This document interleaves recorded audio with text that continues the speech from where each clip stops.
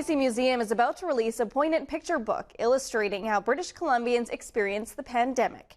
The featured artist documented the first year of the pandemic through hundreds of photos and videos, from photographs of people banging pots and pans to socially distanced graduation ceremonies. The new book illustrates how the pandemic took a toll, but also brought us closer together.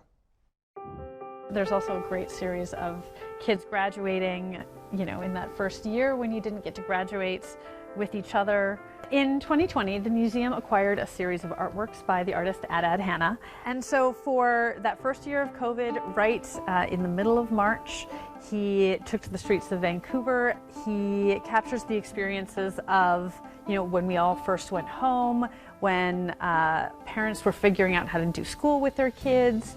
And this book is all of the 237 portraits that he took over the course of the year, along with stories by each person that he photographed. His name's Ferdy, and he's just talking about how the streets are so quiet. We popped in a QR code there, and you can go to the QR code and then find the videos, so then you get to hear the artist's full expression and experience, which I highly recommend. Just asked everyday people to hold still for about 30 seconds. And then he worked with two musical composers who are friends of his to pair sound composition, sometimes very musical, sometimes very ambient, to each video.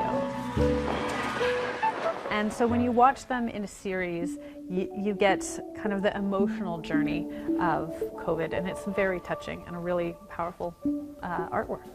The Royal BC Museum has the longest publishing program in British Columbia, so this is just one of our books that's coming out this year. Do pick this up. Comes out on May 5th. The photos really, map the uncertainties of that first year.